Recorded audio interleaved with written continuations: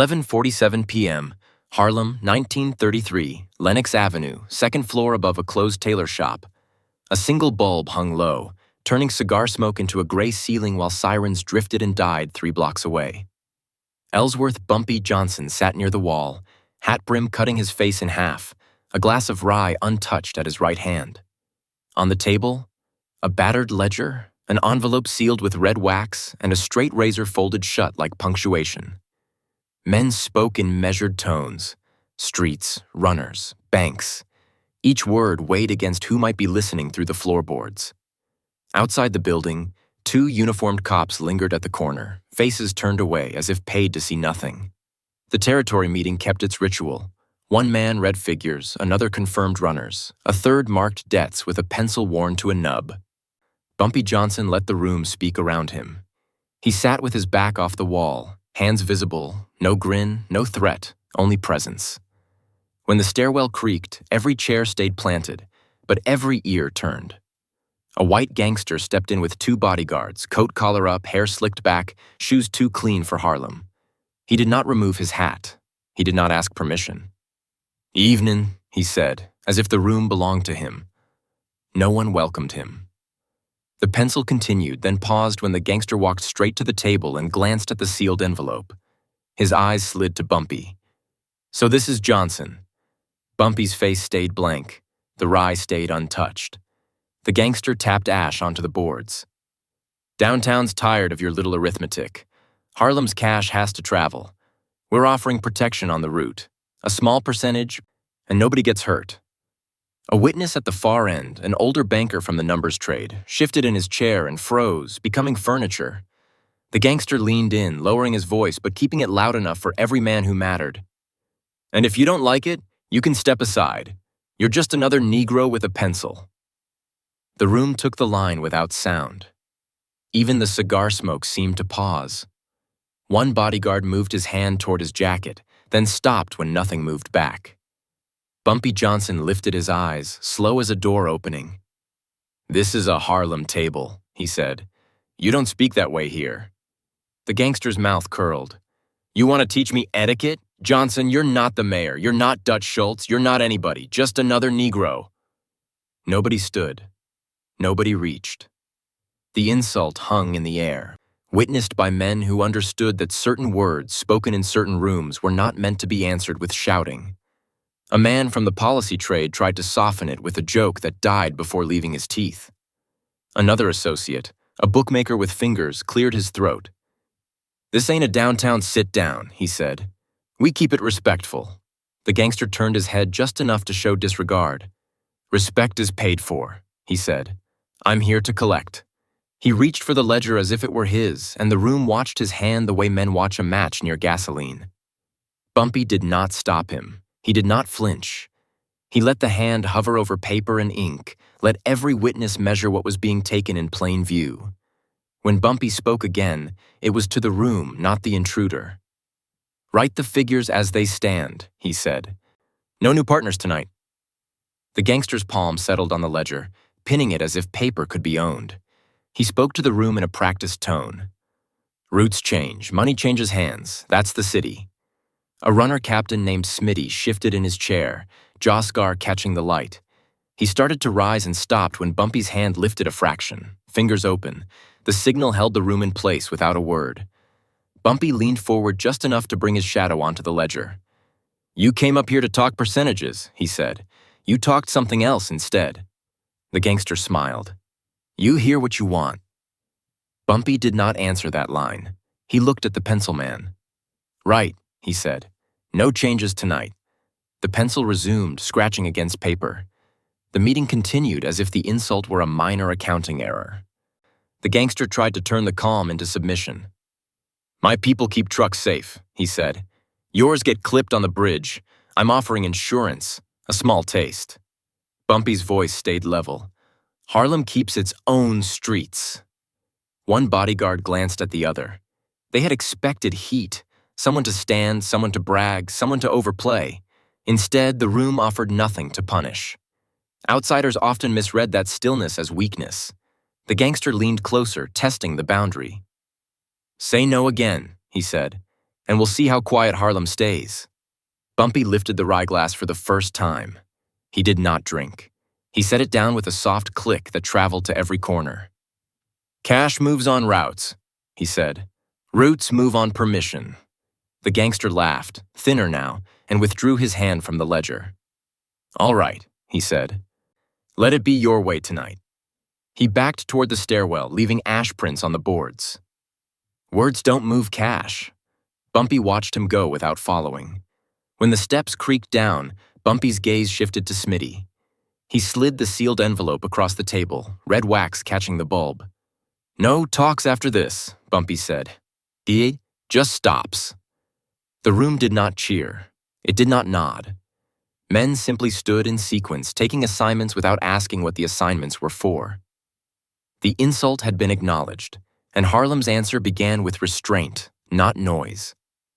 At the stairwell, the gangster paused, waiting for a threat he could carry downtown. No one obliged. A man by the window drew the shade a half-inch, erasing the streetlight. The gangster turned back, forcing a final line into the smoke. I'll be back with men who don't care about your manners. Bumpy did not rise. He addressed the doorman, Big Walt. See them out, Bumpy said. Mind the stairs. Big Walt stepped forward, filling the doorway with calm weight. The bodyguards adjusted to go around him and discovered there was no room. They chose the only path offered. When the footsteps faded, a younger bookmaker exhaled. Bumpy's gaze stopped the sound before it became a comment. He turned one page in the ledger and tapped a column. Harlem pays its own, he said. No side deals. Anyone asked tonight gets the same answer. Closed. The pencil man wrote closed beside 3 street names. Ink, not gunfire, recorded the response. Bumpy stayed seated until the room understood the ending was his. Smitty tucked the red-sealed envelope inside his coat and rose. 2 men rose with him, not as muscle but as couriers, each already holding a folded list of corners and telephone numbers. Bumpy Johnson did not call for weapons. He did not say hit. He opened the ledger to a clean page and placed his fingertip on a line like a judge setting a docket.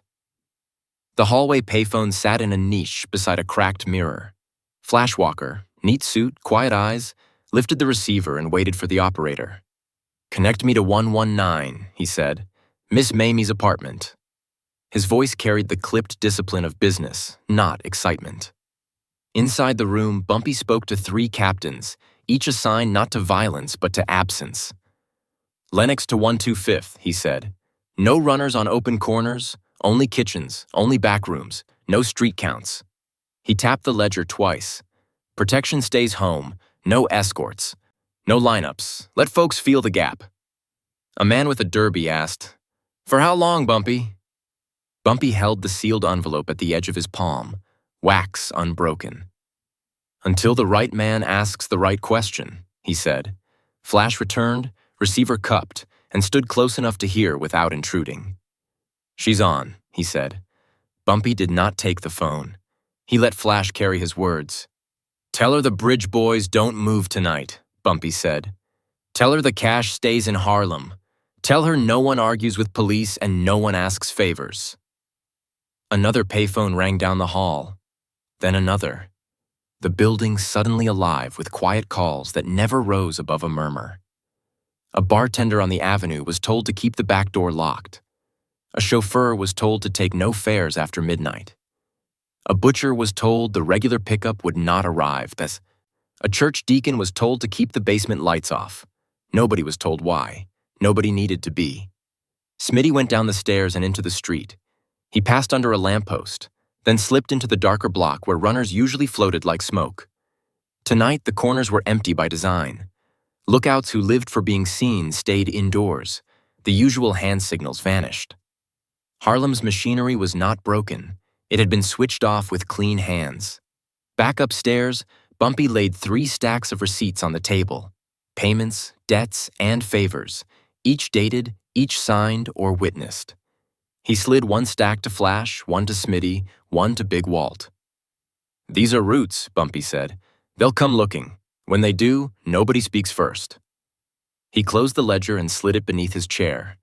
The straight razor remained wrapped, unopened.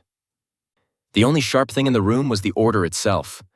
Bumpy reached into his inner pocket and produced a thin file folder, edges softened from handling. Inside were carbon copies, towing receipts, a dock slip, a patrolman's signature on a confiscation form that never reached the courthouse. He did not read them aloud. He let the men see the headings, the dates, the names. "Paper travels farther than a pistol," Flash said. Bumpy nodded once and took a fountain pen. He wrote a short line on hotel stationery, folded it, and sealed it with the same red wax. The note went to a courier bound for downtown, addressed to a man who wore suits and called himself legitimate. "No shouting," Bumpy said, "just delivery." The first impact landed without a sound. A runner arrived at a downtown drop expecting a brown paper bag and found a closed door. He waited, checked his watch, waited again until the street lamp made him visible, then left with nothing. His car pulled away too slowly, announcing uncertainty. On Lenox, a bodega owner opened his register and saw the space where Numbers money usually sat, small bills folded tight. He checked the back room where the collector sometimes counted and found only a chair pushed under a table. No note, no warning. The absence carried its own instruction. Telephone lines began to knot. A downtown office called a Harlem contact and reached a woman who said, "Wrong number," and hung up with a steady hand. Another call reached a shoeshine stand where the boy said, "Mr. ain't here," and kept shining. The calls kept coming. The answers did not. Protection routes did not exist. Trucks that usually moved liquor and cash from Harlem to downtown rolled half empty or not at all.